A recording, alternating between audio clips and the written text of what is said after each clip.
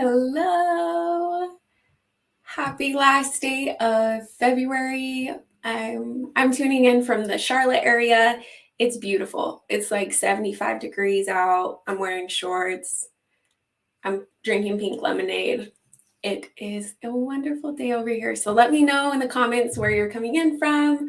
I know a lot of people are under snow, lots and lots of snow. So I'm sending you a little bit of sunshine from North Carolina.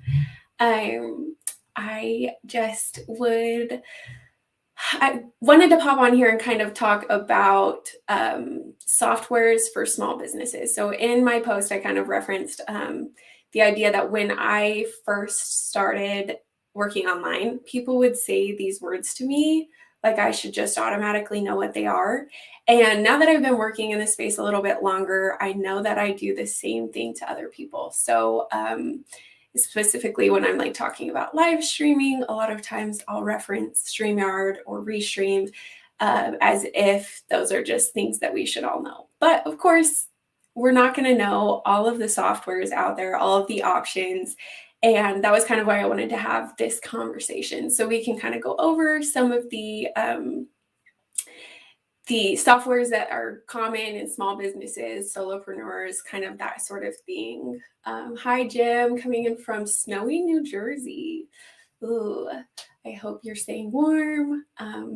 Yesterday, I produced a live show for somebody in Indiana, and their power went out midstream. And so she did a great job, though, of handling it. That's kind of one of the reasons why I love live streaming, is because sometimes those things happen and you just have to roll with it. So hopefully that won't be happening to us today in warm, sunny North Carolina, but it does happen, especially when you're live. Hi, Jeff. Snowy day in Connecticut, too. Oof. Anyways, so most of you already know me.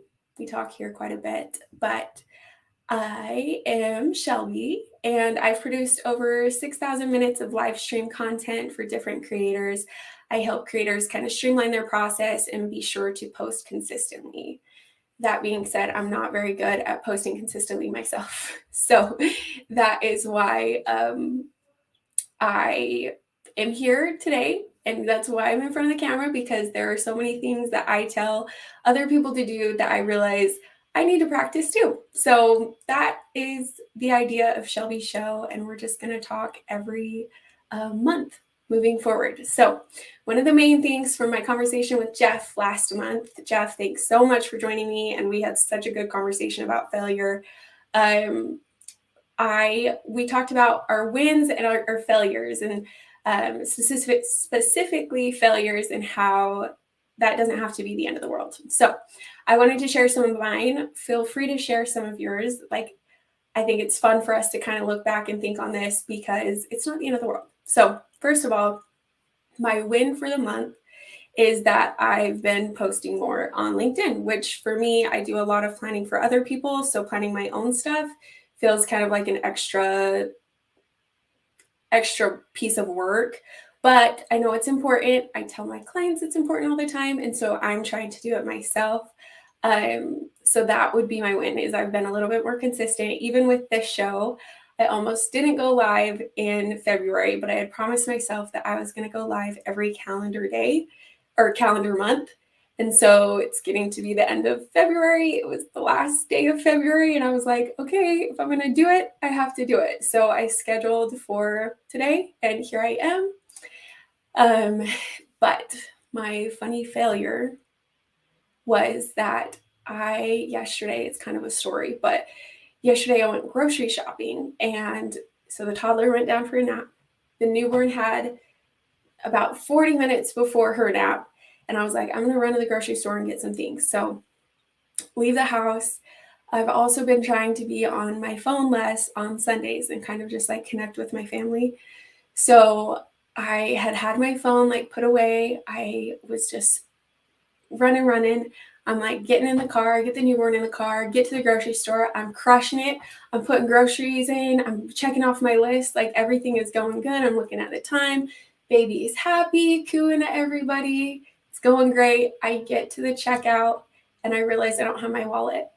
So I had the whole cart full of groceries and had to just walk away from it. So that was a big fail on my part. So, but I guess kind of a win because I was doing the thing of not being on my phone as much on a Sunday because that's where I have like one of those wallet phone cases. So anyways, those are my wins and failures of February. I would love to hear yours in the comment. This is a safe, happy space to share those. So let me know if you have any and we will celebrate and laugh with you. So without further ado, let's kind of get into the conversation about what I wanted to share with you today. First of all, meet me and let's share our wins and our failures. Check, check. Next one is, oh, and I'm looking at this. I forgot to change it from last time. So we can add that to fail. It's 1 o'clock, but it's supposed to be 2 o'clock. So 2:05, we are going to dive into website options for business owners. Then we're going to talk about payment options, invoicing, project management tools, and email marketing tools. So then go over questions if there are any, but please feel free to drop those in the chat as we are talking, because that's what this is all about. We are just here to have a conversation about some of the softwares that you see frequently in the small business space.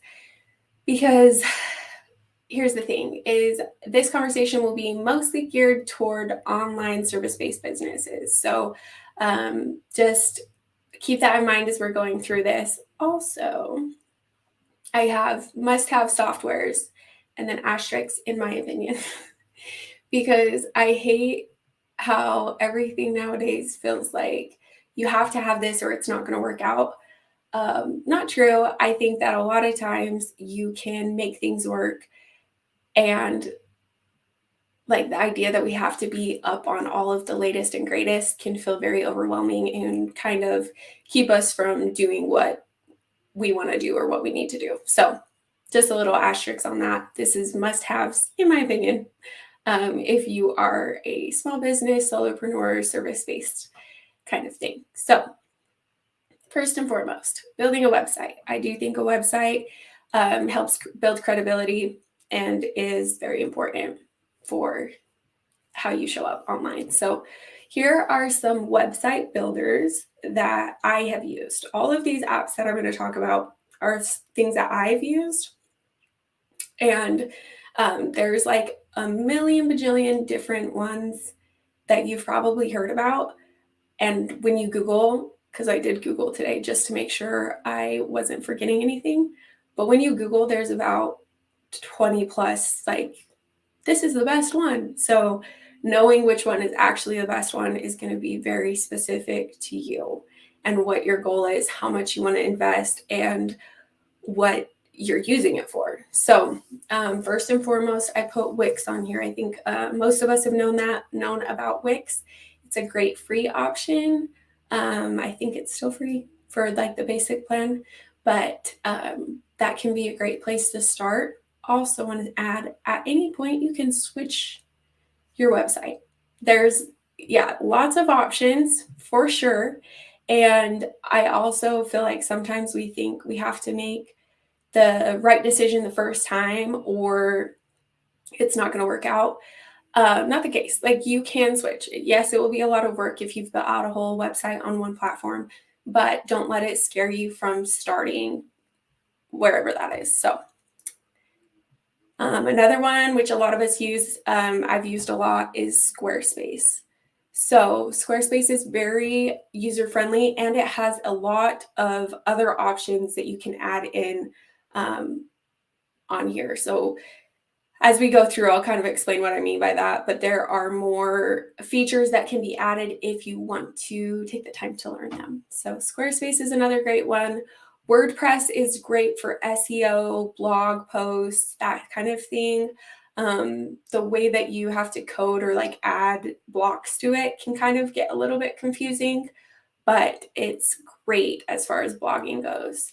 And Show It. Show It is drag and drop, and it's really cute. So if you're looking for a cute website, I feel like Show It is really trendy and cute, is how I would describe it. So those are the top 4 websites that I would say. Let's see, Jim says, I use Wix, upgraded to the premium option. And that's kind of why with Wix, it's kind of hard because I feel like a lot of times people's initial like feeling is like, oh, let's go with this because it's cheaper, which is great. But sometimes I think it ends up just being as expensive as if you went with a different platform, because then you get into it and you're like, oh, well, I need to upgrade for this or upgrade for that. So I just want to, like you guys are doing, share some of your favorites here of what you use. Let's see. Jeff says, I'm on Kajabi. Okay, so Kajabi, I've heard, I almost added this, into the presentation, but like platforms to host courses would be another one I feel like that we can kind of talk about. But I know Kajabi usually does some sort of course thing in it as well. Can you just use it as a website, Jeff? I would love to know. Let's see. I also use WordPress, but I don't set those sites. Someone far above my brain. Yes, I feel like WordPress is great if you have the time to set it up and know how to do all of those things. It can get a little bit confusing. I've used it as just a blog website incorporated into a different one. That we're kind of getting in the weeds on that though. But yes, WordPress can be great. So, all right. And cute is the trend. Yes, Jeff, with the cute. Cute is the trend. Let's see. Kajabi can be used for the courses, but can stand alone as a website as well. That's great to know. Yeah, I've not used, actually have used it for like a week, and then I think we switched to something else. So thank you for that. Okay, so any other website things, let me know in the comments at any point what website platform you're using and if you like it, or like how you feel about it, because that's kind of, we're here to help each other see through the, when I Google things and they say ad, I'm like, okay, is this just getting to the top of my Google results because somebody's paid for it to go up there, or is it actually good? So anyways, I always like to actually talk to people about what they're using and how they're using it, because I think that this can be kind of hard to decide on which one you want to use. So, oh, good to know, Jeff. He says it's not cheap, but do you get what you pay for kind of thing? Like, do you feel like it's worth it? Because it's not the end of the world. Jim says, I'm self-taught in HTML, which means I know just enough to be dangerous. I can totally relate to that. Okay. So moving forward, payments and invoicing. Again, this is as complicated or as simple as you want it to be. So for payments and invoicing, for a lot of that, you can use PayPal. Super user friendly. They have PayPal Business, which you can set up and kind of like update your invoices to be your brand, and you can schedule them in advance and all of that. So if you are just starting out in the freelance space, PayPal Business is great for that, I feel like. So that's one. Stripe is one that is usually connected, like it plays nice with other platforms or other things. So for example, I know Teachable, which again is one of those sites that you can host courses on, like it requires you to have a Stripe account. So a lot of times, I'm not sure if maybe the coding's easier for other platforms, but Stripe seems to be one of those that like they want connected for some reason. So I've used Stripe a little bit. I like it. It's nice, but again, I feel like it's a little bit it's kind of a step up from PayPal, where you have to kind of customize a lot more than say PayPal. PayPal's great for just like, let's send it, get it done. Stripe you can make look professional. So, okay, so I have a little bit of a HoneyBook is great for payments and invoicing, but also great for tracking your projects and your like client notes. So I'm currently using HoneyBook. I might do a whole live about HoneyBook because I have a lot of feelings about it. Some things it's really, really great for. Other things I wish it did differently, and I'm trying to figure out. Maybe it's just that I haven't learned enough to like completely utilize all of the features that it has. But HoneyBook, I will say, has been one of the like best automation for payments. It makes things look, again, cute. That's a trend. Like Jeff was saying, cute things. That's kind of where I'm like, that's my lane. So it makes a lot of like cute automations and makes things personalized. You can send emails directly from HoneyBook to your client. You can make email templates in there that will automatically send. But at the end of the day, like I use it mainly for payments and invoicing, and that's been great. There's a couple other features like setting up calls with your clients and keeping track of like client information, stuff like that. So yes, Jeff, HoneyBook. And there's also Honey, not to be confused with HoneyBook. And I've not used Honey, but I think it's a similar thing. So it gets a little bit confusing. That's why we're here. I'm just sharing the things that I know about. You share with me the things you know about, and we'll talk it through. But Honey, I think, is also a payment CRM. Maybe? I don't know. Let me know. Tosh says, this is my sister-in-law, Tosh. That's why. But she said, would love a live on HoneyBook. Okay, maybe we'll do that in the future, and I can kind of walk you through what I do there. So that's another great one. And the final one I will add is Dubsado. So again, this is similar to HoneyBook. You can send proposals, emails, you can track information in there about your client, but also payment and invoicing. And I love these platforms, HoneyBook and Dubsado, because you don't have to tell your client that they didn't pay the invoice. HoneyBook will tell them that they didn't pay the invoice. So it was always kind of awkward for me when I would send an invoice and wouldn't hear back on it. And I genuinely think that most people don't mean to not pay you. I think it's just one of those things that kind of get lost in the ether, if you will, on the to-do list.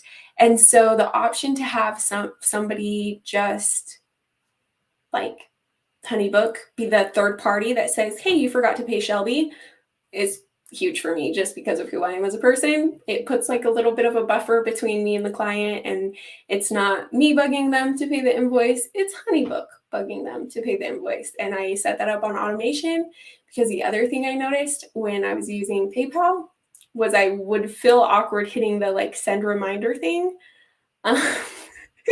So now I don't know why. I know that's silly, but now HoneyBook just does it automatically. If it's not paid by a certain date, it can track and know that it wasn't paid, and it can send them a nice little email that says, hey, just a reminder, you need to pay Shelby. And it makes me feel less mean. I don't know. It shouldn't feel mean, but sometimes it does. So anyway, HoneyBook and Dubsado, I think, are both great options if you are, say, a keynote speaker or you have consulting clients. You can kind of like build it out to be a little bit more customized. So hashtag send me my money. Yes. And nobody wants to have that conversation, or maybe somebody does, but not me. That's not the conversation I want to have. So anyway, back to, you can kind of make it more customized for what your program or offering that you're doing. So let me know if there's any that I missed in the comments. I know QuickBooks, I think, has that capability. If I'm going to be honest, QuickBooks is like way over my head. and kind of scary to me. So I've not even really delved into it because I feel like it is just like people write books about it and stuff. So that makes me nervous.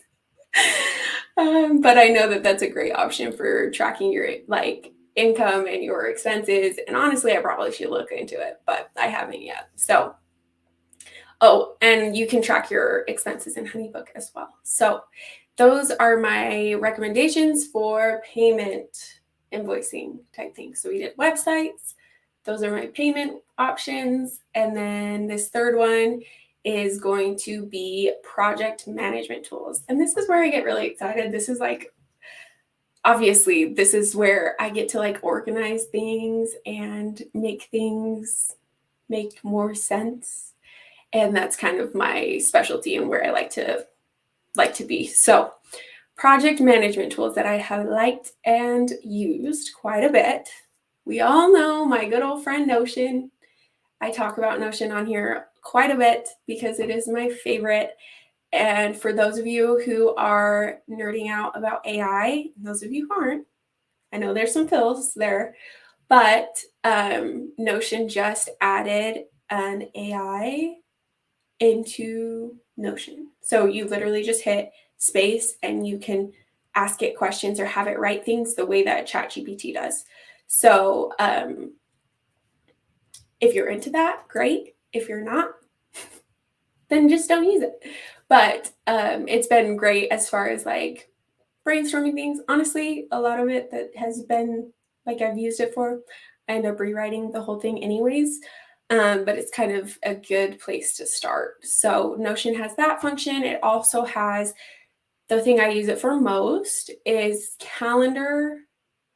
I write out my content and clients' content in calendar form, and it automatically will move it to a list form. We could also do a whole live on Notion, honestly. So maybe we'll do that too, because Notion can be used for a bunch of different things. When I first started using it, I mostly used it just so that all of my links were on one nice little pretty picture for each client that I had. So it was like, I can click on this one to go to this Google document that I've created. I can click on this one to go to that Google document. So that's how I first started using it. And then I moved all of those said Google document links. I moved all of that information into there and it's been great. So, but all of that to say, see, I knew I was going to geek out on this portion of it. So thanks, Jeff. The zone of genius. I love this part of it. So that is where I also will create to-do lists and tag people that need to do things and communicate back and forth without sending emails, because sometimes I am doing my work at 5 o'clock in the morning or 10 o'clock in the evening or throughout the day, and I don't want to bother the person with a ton of emails. So there's one. The one I was using before this was called Basecamp. Again, great option for to-do lists and collaboration with your team kind of thing. I will say it wasn't as user-friendly as Notion for finding like Google Sheets. And again, my whole Google folder was kind of a mess when I was using Basecamp. So just on that. Monday.com was also really, really user-friendly. I liked that one a lot. I haven't used it in quite a while, so I'm sure some of their updates have made it even more user-friendly, but definitely one I would look into if those other ones don't seem to like vibe with you. So, and the last one, I had to mention it, Asana. People love Asana. People love Asana. So I will not say anything bad about, well, I will, because I didn't like Asana, but I think it's because it was too complicated for where I was. Like, I think that I was overwhelmed with the Asana world. So that was one that is definitely worth looking into if those other ones don't seem to work for you. But I just wanted to give you a couple options for project management tools to kind of collaborate with your team off of Slack, off of email, off of text, so that when they sign in, the idea is when they sign in the morning, they can go there, look at everything, all of the updates, and not have to do a bunch of back and forth emails and like, hey, what's going on with this? You can kind of check one of those platforms and should be there. So let me know if there's any other ones that you have heard of or used that you like. And I'll look into them because I always love looking at these type of tools. So anyway, that is project management. And last but not least, I wanted to talk about email marketing. So this one I feel like needs a big, well, I'm curious. Do you read emails from, like, when you know it's a newsletter? Do you open up the email and read them? I would love to know if that's something that people are actually doing, because I used to think that people didn't do that. I thought that people just like archive, erase, whatever. But then a couple of creators that I really like were sending newsletters that were super valuable and I really, really loved to read, and I was opening them. So I'm curious on like how we feel about that. Not a lot. Yes, Jeff. Maybe you're like me and you only read certain ones. It depends who it's from. Yes, Jim. Because some people, it's really fun to read their emails. Other people, I feel like, are checking it off their to-do list. So it's not thoughtful. It's not valuable. So if somebody consistently sends emails that share a lot of value, I will almost always open their email, or if they're funny or like things like that. But especially companies like signed up for way too many. Yeah. And have a lot of deep info. Yeah. So I agree. Like sometimes they're great, sometimes they're not. I guess it just kind of depends. And maybe that's the nature of them, is that sometimes it works. But let's see. Tosh says, I mostly skim for anything that jumps out at me. Okay, I do love skimmable emails. That's true, because ones that have like little blocks that I can tell, like, take it or leave it kind of thing. And Jim says, because I'm in media, I end up on a ton of email lists that I never signed up for. That's my biggest pet peeve. I hate that. There is one unnamed program that I signed up for that has sent me so many emails, and I swear I have unsubscribed a bajillion times, and it never like works. Anyway, so all of that to say, email marketing can be a great thing for a small business. The reason being, it will always end up, kind of always, sometimes it ends up in spam, but it will go to your, like, whoever it is trying to go to, it will go there, versus a social media post, which sometimes people aren't seeing, no matter how much love you put into them. Like sometimes social media posts just don't get enough traction, posted at the wrong time of day, and people aren't going to see it. So that's kind of the idea behind email marketing, is that hopefully people will always see the emails, especially if they've opened one in the past. Yeah, they'll just always see that come through. So again, take it or leave it. But email marketing, some of the most common ones that you will hear about and should have on your radar is Mailchimp. Love-hate relationship with this one. I've used it. I'm actually currently using it. I don't know, guys. Like sometimes I feel like no matter how much I work in there, that little monkey always ends up at the bottom of my email, even though I've like removed it. I feel like sometimes they like put their branding on there very purposefully, and it just always ends up like you can always tell it's Mailchimp, which is fine. Like it's not, anyway. So that's kind of my thing with Mailchimp, is it seems like they're very aggressive on letting people know that that's what they're using, and at times they can put in different their logo and stuff even on paid accounts, and I don't really like that. So that's my feeling on that one. Flowdesk, Jeff, I'm going to say it again. It's cute.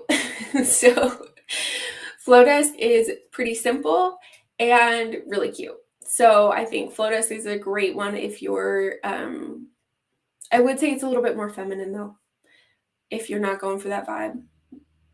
That's just all I'm going to say about that, is that it's a little bit, it's cute. It's cute. So Flowdesk, but it's pretty user friendly. Let's see. Jeff, you say, I'd like to create one that caters to my interests, business, technology, deep research, science, and a lot of abstract things that would bore most people. But some people might love them. I don't know. I would read your emails, Jeff. I would. So anyways, Flowdesk. And then ConvertKit. ConvertKit is great if you're going to go more deep. So you can add a lot of tags. You can really customize your like flows a lot easier. I feel like the Mailchimp and Flowdesk, it makes a lot more sense to me. ConvertKit does. I've also spent a lot of time in there, so there's that. But I think ConvertKit looks like it makes the most sense to my brain, and it's my brain, so who knows. But ConvertKit is a great option if you have a fairly large list, I think, and you're trying to organize everybody. So, and then the last one, which I feel like is the most in-depth one, is ActiveCampaign. ActiveCampaign I've used for just a tiny little minute, and I'm not going to lie to you, I was a little bit overwhelmed. There was a lot to it, but also could be very cool. So I think if you're really good at writing those like newsletters, that would be the one I would use, because you can really customize things in there. So I would love to know if you have any favorites on as far as email marketing is concerned. And again, like, I just want to say, if email marketing really isn't your thing, don't worry about it. Don't worry about it. A great option would be a LinkedIn newsletter, where you're still maybe posting on LinkedIn, but it's also sending to people's inbox. If you want to try a newsletter before you actually dive into like the email marketing space and building out automations and doing things like that. Let's see. Jim says, I use the free version of Mailchimp for my side hack for what I need. It's very good. I also use Constant Contact, which thankfully somebody else pays for. Little bit expensive, but they are constantly adding new features, and their customer support is outstanding. Never underestimate. Okay, that's actually huge. Customer support. I will pay for a platform that has like a responsive, kind customer support people, because I have tried on multiple other, okay, I'll just say it. Mailchimp, I didn't have a great experience with the customer service. So, but it could have been a bad day. Anyway, but it always makes a big difference when they have a team that's like very responsive, very kind. That's huge. So Constant Contact, I'll have to look into that. I've never heard of that one. So, okay. So those are all of my recommendations. Again, this is more of like a vocab conversation, not really getting into each and every feature of each thing that is going to be so unique to you and your business and what you're offering and what makes sense for you. So one thing I will say is, a lot of times when we're talking about this kind of thing, this is the response I get. Not another username and password. Holy moly, I agree. Like, so many things.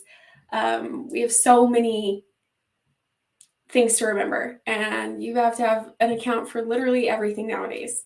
You go to McDonald's, they want you to have an account for McDonald's. Like, just feels like there's so much to it. So I understand that, and that is why I am putting a big, this is what I think. These are great places to start looking for things, but don't feel like you have to have all of these in place before you start whatever it is you're trying to start, or continue whatever it is you're continuing. Don't let it stop you. So first and foremost, let's see, David, nice to see you. Keep these going. Always provide great.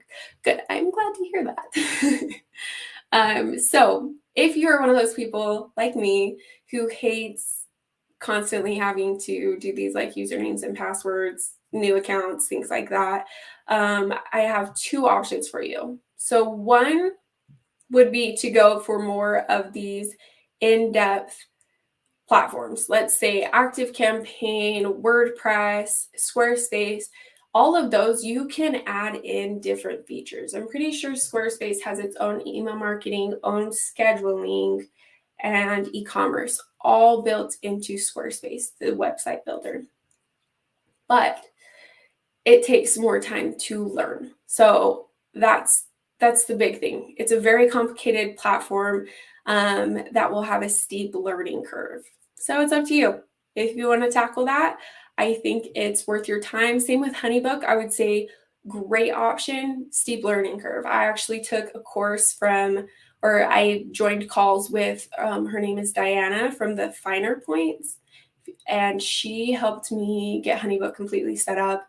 It was December. She helped me set it up for 2023, and she was fantastic. So I like the idea of having somebody that can kind of walk me through the more complicated programs. But again, sometimes that takes a little bit more money. So that is up to you. If you're first starting out and you're just trying to figure this thing out, there's a lot to it, my friend. But number 2 would be lots of new username and passwords, but most of them are easy to use. So for example, on that one, I would say if you want like a calendar service or like a way to schedule meetings with people, Calendly. So I didn't write this one down, but CAL calendar, like calendar, but Calendly, you get it right, is a great option for just like setting up quick meetings with people. But again, you can have that built into Squarespace. You can have that built into HoneyBook. It's just taking the time to actually get to know the platform and actually learning all of the options. So anyways, all of that is a lot. I feel like that was kind of a lot of jargon. That was kind of the point, was just let's talk platforms, let's talk softwares. If you hear these, you'll kind of know like where they fall under. Thank you, Jeff, as always. So great. This is the link king right here. So anyway, this is just kind of to give you an idea so that when somebody talks to you and they're like, oh, well, on my Wix site, there's a Calendly link for blah, blah, blah, blah, blah, you'll know what they're saying. So hopefully this was helpful. Like I said, we can definitely dive into different platforms in future lives. I will be going live every month this year. That is the plan. So hold me to it. Tell me like what you want to learn about. We will talk about it. This is just helping me understand of this side of the camera because I like being behind the scenes for these live streams. I like producing them. I don't necessarily like being in front of the camera, but I'm getting comfortable with it. I'm here. I'm doing the best that I can. So let me know if there's anything that we should talk about in March or April. So just as always, please feel free to contact me if you have any questions. Connect with me here on LinkedIn. My email address is shelby@shelbymerryweather.com. And I would love to hear from you. And I just always thank you for showing up here and being a part of my live stream because I like talking to people. That's why I do these versus just posting static videos. I like actually, especially being busy as with all of the things I'm trying to juggle, it's nice to sit down, talk to you. And I know that it doesn't always work out to join live, but I appreciate when you do. And I'll see you next time, March. I will see you in March. I'm doing it. I'm making it happen. So thank you so much. Bye.